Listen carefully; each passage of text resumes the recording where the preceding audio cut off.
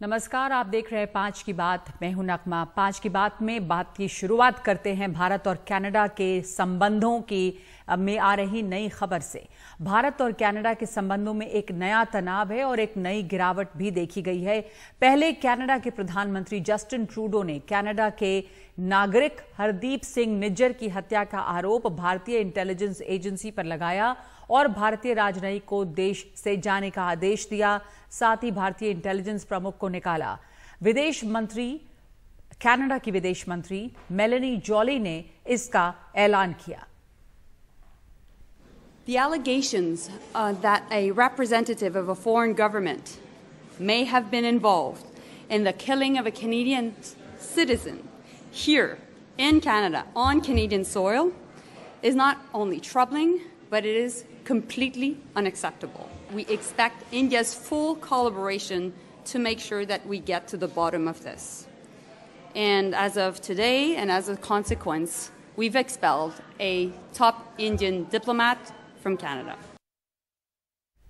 तो इस तरह से इस नए तनाव की शुरुआत हुई। कनाडा ने भारत के एक राजनयिक को निकाला इस आरोप पर कि भारतीय इंटेलिजेंस एजेंसियां वहां पर इन्वॉल्व्ड हैं हरदीप सिंह निज्जर की हत्या में। जवाबी कार्रवाई में भारत ने कनाडा के उच्चायुक्त कैमरॉन मैके को तलब किया और एक वरिष्ठ राजनयिक को भारत छोड़ने का आदेश दे दिया है। कनाडा के प्रधानमंत्री जस्टिन ट्रूडो ने कहा है कि कनाडाई नागरिक हरदीप सिंह निज्जर की हत्या के पीछे भारतीय इंटेलिजेंस एजेंसी का हाथ है। Over the past number of weeks, Canadian security agencies have been actively pursuing credible allegations of a potential link between agents of the government of India and the killing of a Canadian citizen, Hardeep Singh Nijjar.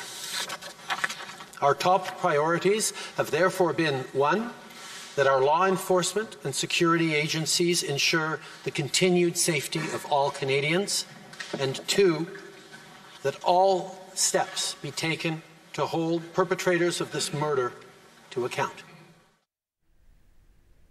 तो किस तरह के सबूत हैं, इस पर भी सवाल है। और दूसरे ये कि बहुत दिलचस्प है कि ये हरदीप सिंह निज्जर को कनाडा की नागरिकता मिली कैसे, आगे बताएंगे आपको। भारत ने इसे सिरे से खारिज किया है और भारतीय विदेश मंत्रालय की तरफ से अरिंदम बागची का ये बयान है जो हम आपको बता रहे हैं।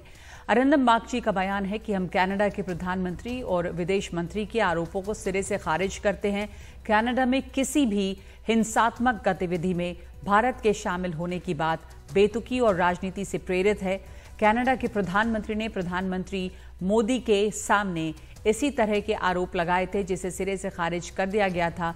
इस तरह के आधारहीन आरोप खालिस्तानी अलगाववादियों और चरमपंथियों पर से ध्यान हटाने की कोशिश है, जिनको कनाडा में पनाह मिलती है और जिनकी वजह से भारत की संप्रभुता और अखंडता को खतरा है।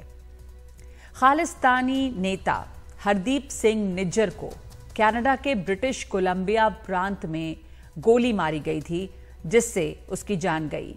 ये जून की घटना है।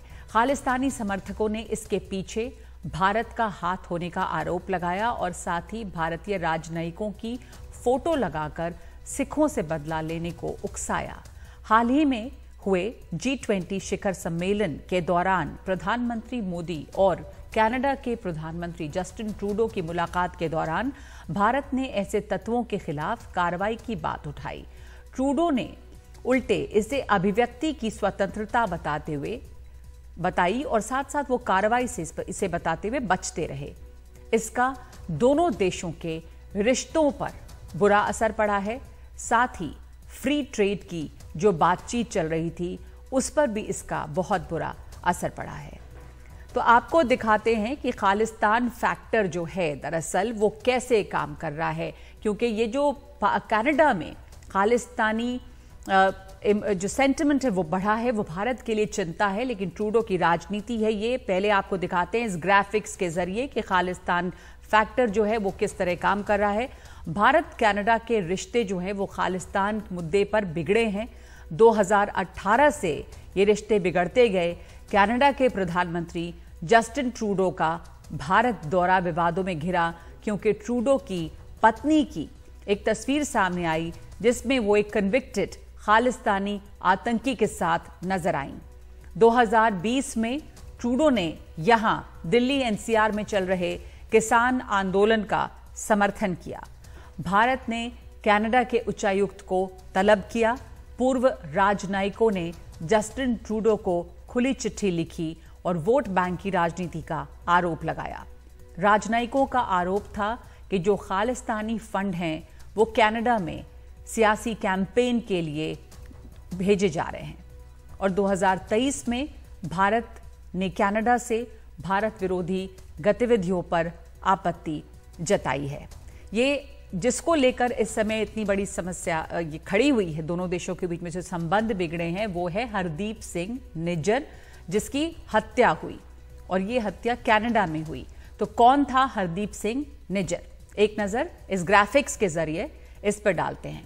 खालिस्तानी आंदोलन में एक अहम नाम, और वो जून 2023 में कनाडा में मारा गया।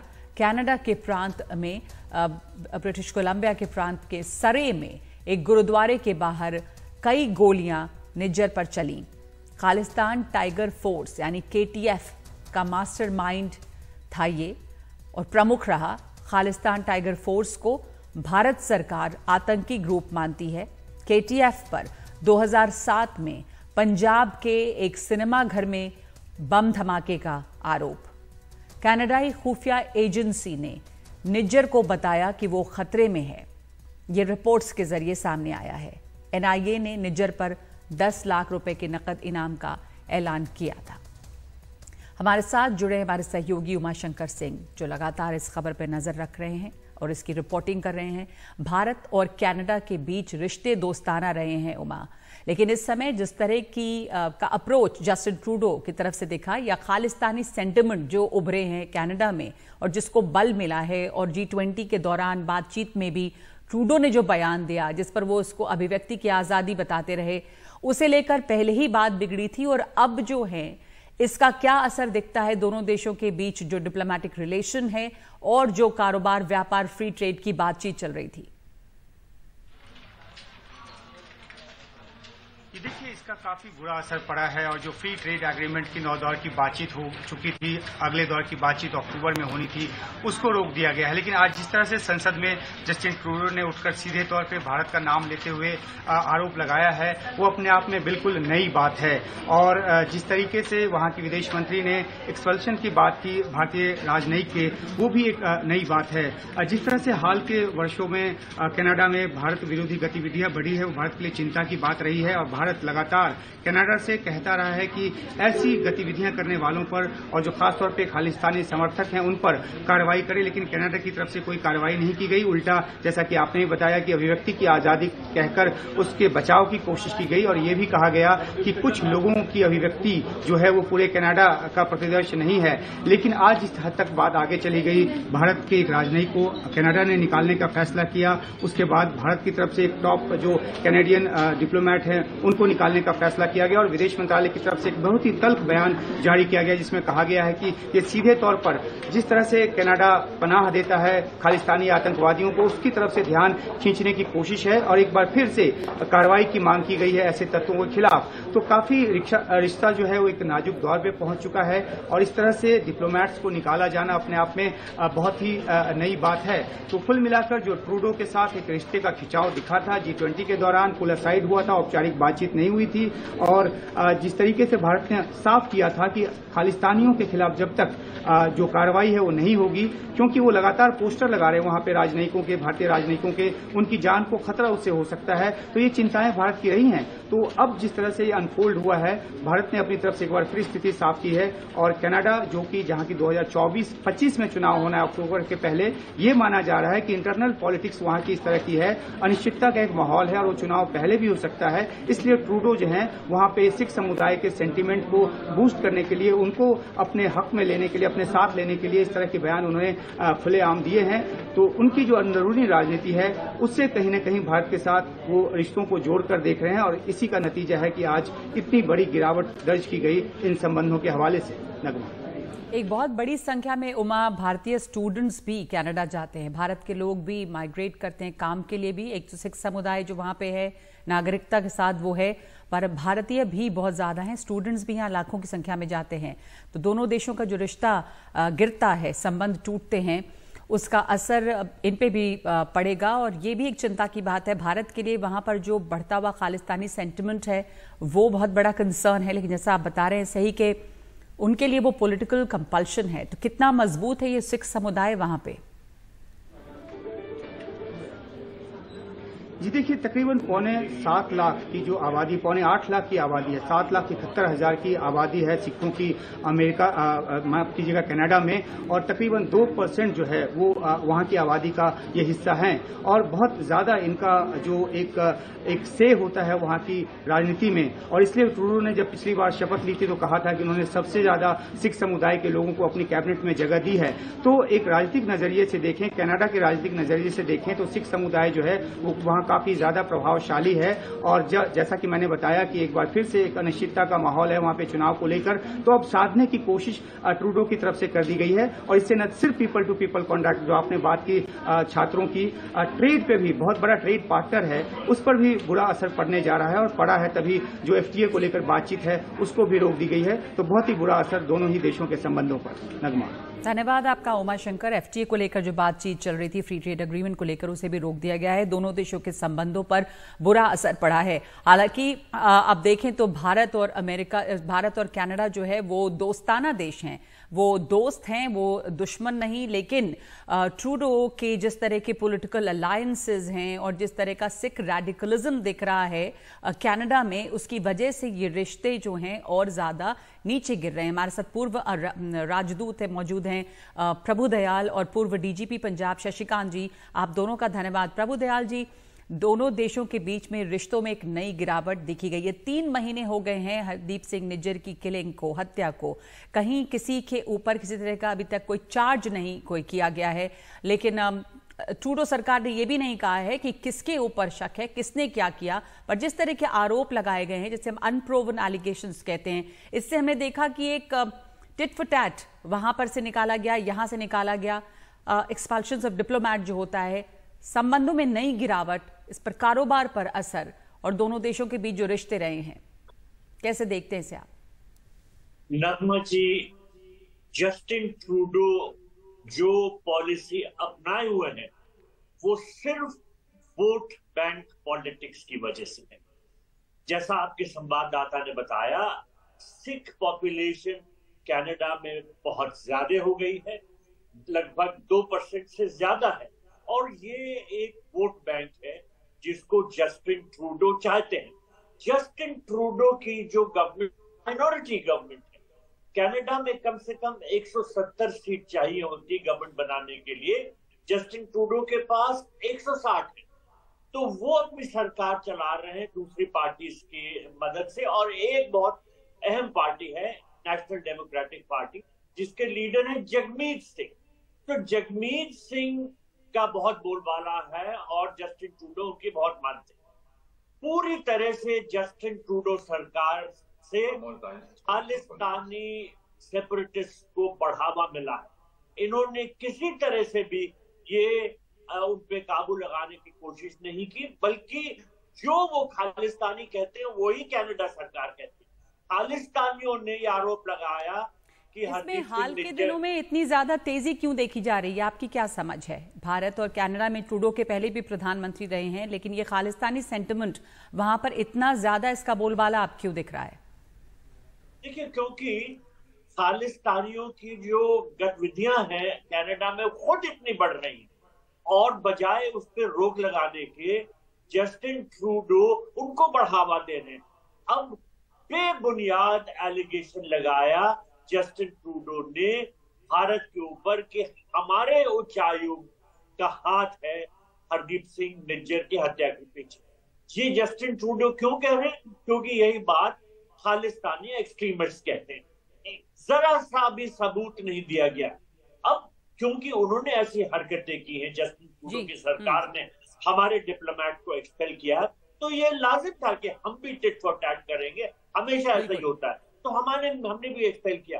अब रिश्तों में गिरावट तो आनी है। पर इसका बहुत बड़ा असर पड़ सकता है। बहुत सारे भारतीय रहते हैं कनाडा में, बहुत सारे वहाँ पर स्टूडेंट्स पढ़ते हैं, लेकिन हम ये जो बात अभी हो रही है निज्जर की, इसका क्या कनेक्शन वहाँ पर रहा है? और हमने देखा था कुछ दिनों पहले शशिकांत जी कि 2013-14 में निज्जर पाकिस्तान भी गया था, जगतार सिंह तारा से मिला था जो KTF का है, और उसके बाद उसको थाईलैंड में अरेस्ट किया गया।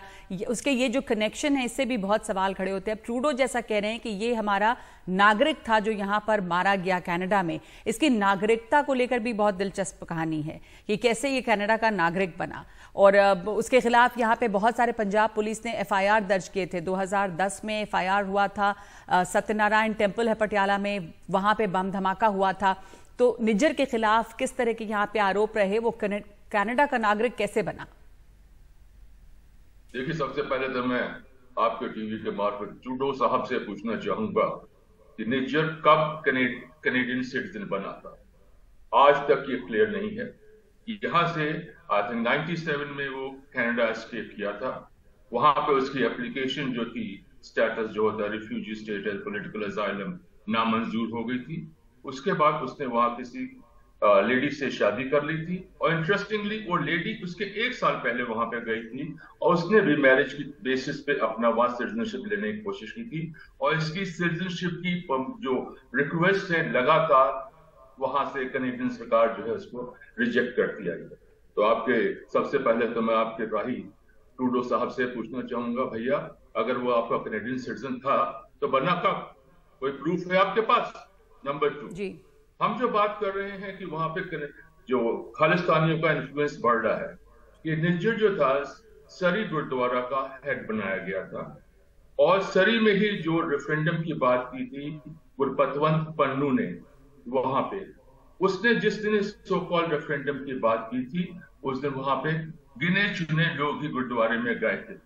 That again shows, and I want to clear it, क्योंकि all sorts of agencies कि कनाडा में ऐसा कोई खालिस्तानियों का बहुमत नहीं है। अब जैसे प्रभु दयाल जो मेरे पुराने दोस्त भी रह चुके हैं और हम लोग साथ पढ़ते भी थे इलाहाबाद यूनिवर्सिटी में, जैसे उन्होंने बताया, ये सारा गेम जो है पॉलिटिक्स का है। 170-160 इनको सीटें चाहिए जो इनके पास शॉर्ट है। कोalition गवर्नमेंट तो इसको कह नहीं सकते हैं, क्योंकि जगमीत बाहर से अपनी पार्टी सपोर्ट कर रहा है। जगमीत एज ऑन डेट वहां पे किंग मेकर है, और हमारे यहाँ आप समझते हैं कि हमारे यहाँ भी किंग मेकर्स होते हैं जो बाहर से बैठ करके अपनी जो चाल चलाते हैं, अपना चलाते हैं। ये जगमीत जो है, गुरपतवंत पन्नू वगैरह, they are all hardcore Khalistanis. और ट्रूडो ने उसके सामने, इन सबके सामने अपने घुटने टेक दिए हैं। ये कहानी असली है, और इसके बाकी जो बातें चल रही हैं, कहानियां तो जितनी बनाते जाएं। Thank you. जब यहाँ पे G20 के दौरान जस्टिन ट्रूडो आए थे और पुल असाइड में बात हुई थी प्रधानमंत्री मोदी से, भारत ने अपनी ये फिक्र जाहिर की थी कि कैसे एंटी इंडिया एक्टिविटीज को वहां पे बढ़ावा मिल रहा है, लेकिन ट्रूडो ये कहकर बचते रहे कि स्वतंत्रता की, अभिव्यक्ति की स्वतंत्रता है और कानून सबको मानना होगा, और ये सब बातें उन्होंने की। वहां पे गुरुद्वारे की जब आप बात कर रहे हैं सरे की, वहां पे देखा गया कि पोस्टर्स लगने लगे भारतीय राजनयिकों को टारगेट करते हुए, खालिस्तान के झंडे वहां पर हैं। साफ है कि ट्रूडो सरकार किसी भी तरह की कार्रवाई इनके खिलाफ नहीं करना चाहती, और भारत का ये कहना सही है कि एंटी इंडिया एक्टिविटीज को वहां पर शह दी जा रही है। शशिकांत जी। जी हाँ, और यहाँ पे एक छोटा सा मैं और बात ऐड करना चाहूंगा। मैं ड्रग्स के खिलाफ लगातार लड़ाई लड़ रहा हूँ 2007 से। हमने एक हाई कोर्ट में यहाँ भी अपनी पिटीशन डाली थी कि ये ड्रग ट्रेड जो है बेसिकली कनाडा से चल रहा है। भारत सरकार MEA के थ्रू लगातार वहां पे अप्रोच करती रह रही है कुछ जो मिलिटेंट्स हैं, और मिलिटेंट्स कम जो ड्रग स्मगलर्स हैं उनको वापस लाने के। बट हर बार यही आया कि इन्होंने कहा कि वो वहां पे नहीं है। कारण मनी गेम। जितना पैसा आप सबको पता है ड्रग्स में उतना नहीं है, और there are allegations which are to be proved. Government जो है इसमें NIA वगैरह प्रूव भी कर रही है कि substantial amount of money is being given by such elements to the Trudeau government house. तो बेसिकली घूम घुमा के सारी बात आती है, जैसे प्रभुदयाल जी ने कहा, पॉलिटिक्स, वोट बैंक, कुर्सी का खेल, और साथ साथ कुर्सी आपने चलानी है। अब उनका जो है इलेक्शंस भी आ रहे हैं 2024 या 25 में है। अभी समर पोस्ट जो है उसमें उन्होंने जो जो ये जो समुदाय है वो वहां पर इतना पावरफुल है, जैसा आप कह रहे हैं किंग मेकर, कि वो इस इलेक्शन में, अगर सारी बात घूम फिर के पॉलिटिक्स पे आती है तो सियासत में वो अब इतना दबदबा रखते हैं कि उनकी पॉलिटिक्स वहां पे हावी हो रही है। एक आखिरी सवाल प्रभुदयाल जी आपसे कि यहाँ पर पहले भी हमने देखा कि जब किसान आंदोलन चल रहा था, जस्टिन ट्रूडो की दखलंदाजी, कनाडा की दखलंदाजी भारत के इंटरनल मैटर्स में होती रही। तो ये सिलसिला चल रहा है लगातार और कई मंदिरों पर वहां पे हमले हुए, कनाडा में भी, उस पर भी भारत ने आपत्ति जताई थी। तो इस तरह की गतिविधियां लगातार चल रही हैं और एक डाउनस्लाइड इनके रिश्तों में रहा है। जस्टिन ट्रूडो के दौर में भारत और कनाडा के संबंधों में बहुत गिरावट आई है और उसकी मूल वजह यह है कि Justin Trudeau vote bank politics के लिए खालिस्तानी का सपोर्ट चाहते हैं और वो वही करते हैं भारत के रिश्तों के संबंध में जो खालिस्तानी चाहते हैं। तो वो कहते हैं कि फ्रीडम ऑफ एक्सप्रेशन है कनाडा में। ये भारत के खिलाफ हिंसा भड़काना कोई फ्रीडम ऑफ एक्सप्रेशन की बात नहीं है। और जस्टिन ट्रूडो सिर्फ एक बहाना लगाते हैं कि हम ये हमारे देश में तो फ्रीडम ऑफ एक्सप्रेशन है। उनको अगर सही काम करना है तो खालिस्तानियों पे लगाम लगानी चाहिए, खालिस्तानियों की गतिविधियां रोकनी चाहिए, नहीं तो भारत और कनाडा के संबंध नीचे गिरता जाएंगे और इसके जो कॉन्सिक्वेंसेस हैं वो ना उनके लिए अच्छे होंगे। हम तो नहीं चाहते हैं रिश्तों में गिरावट, लेकिन जिस तरह से जस्टिन ट्रूडो काम कर रहे हैं, अगर वो वहां पर एंटी इंडिया एक्टिविटीज पर लगाम नहीं लगाते तो ये ना भारत के लिए अच्छा होगा, ना कनाडा के, उनके संबंधों के लिए अच्छा नहीं होगा। धन्यवाद आपका प्रभुदयाल जी और शशिकांत जी हमारे साथ जुड़ने के लिए। लगातार एक गिरावट देखी गई है भारत और कनाडा के रिश्तों के बीच में और अब ये नई गिरावट है जहां पर दोनों देशों ने एक दूसरे के राजनयिकों को देश छोड़कर जाने के लिए कहा है। वोट बैंक पॉलिटिक्स जो है वो वहां पर काफी हावी है, लेकिन जो स्वतंत्रता रहती है अभिव्यक्ति की वो भारत की संप्रभुता और अखंडता की कीमत पे नहीं हो सकती। भारत ने ये साफ कर दिया है। एक ब्रेक ले रहे हैं, ब्रेक के बाद आपको दिखाएंगे नई लोकसभा में पेश हुआ है महिला आरक्षण बिल।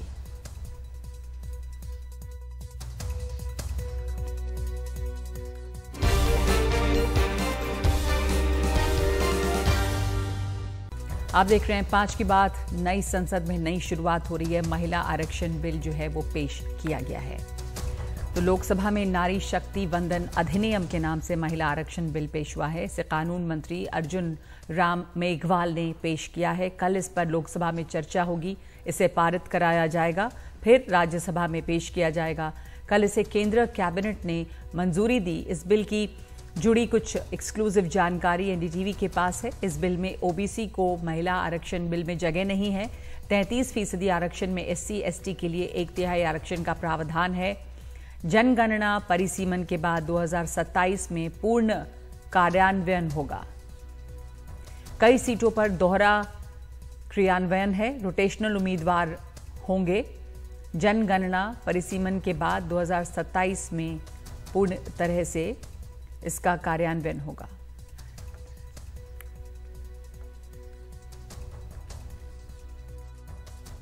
नारी शक्ति वंदन अधिनियम, नारी शक्ति वंदन अधिनियम संविधान संशोधन के रूप में लाने का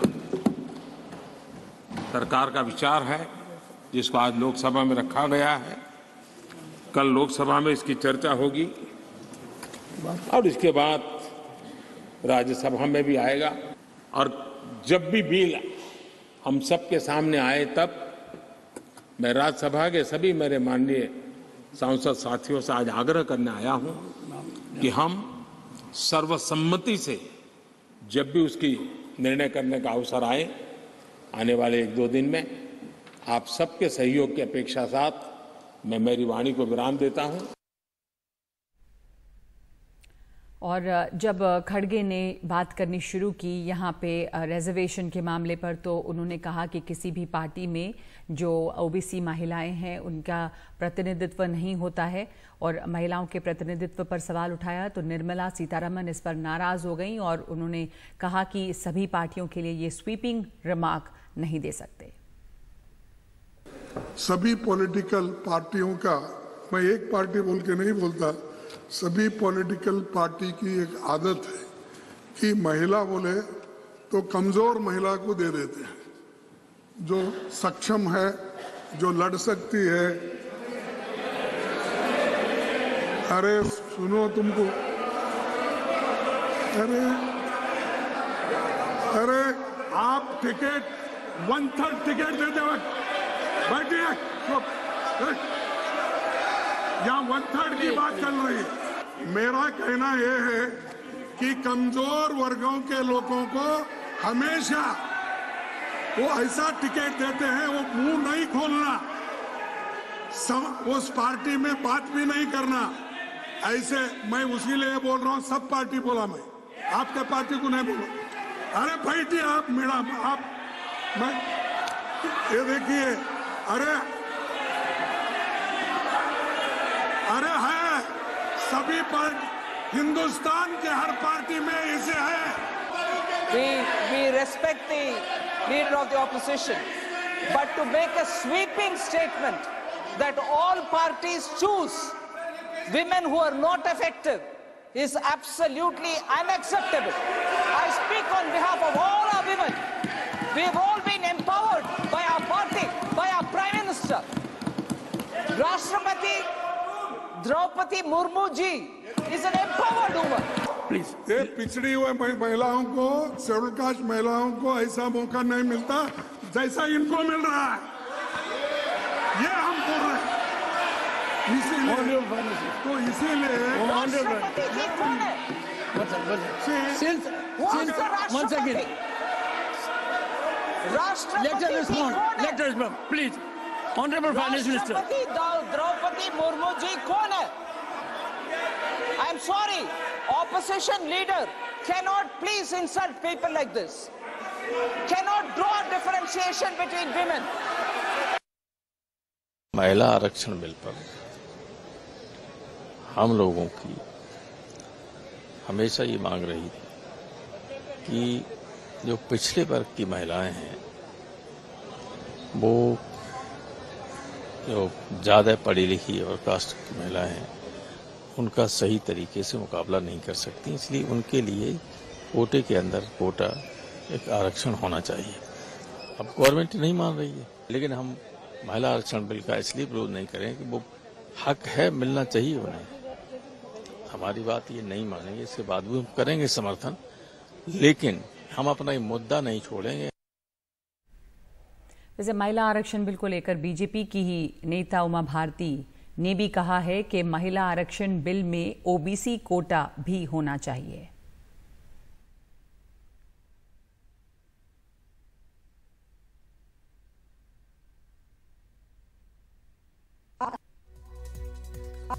आज भी इस मत की हूँ कि अगर इसमें ओबीसी महिलाओं का आरक्षण का प्रोविजन नहीं होता तो ये बिल अधूरा रहेगा।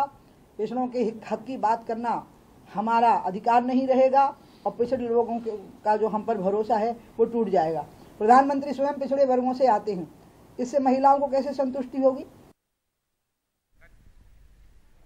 तो आइए अब आपको एक मैप के जरिए हम दिखाएंगे कि महिलाओं का जो प्रतिनिधित्व भी है वर्तमान में वो कैसा है, क्यों जरूरत है महिला बिल की, महिला आरक्षण बिल की, जो इतने लंबे समय से चल रहा है। तो लोकसभा में 15%, राज्यसभा में 13% है। अब ये देखिए अब असेंबलीज की क्या हालत है।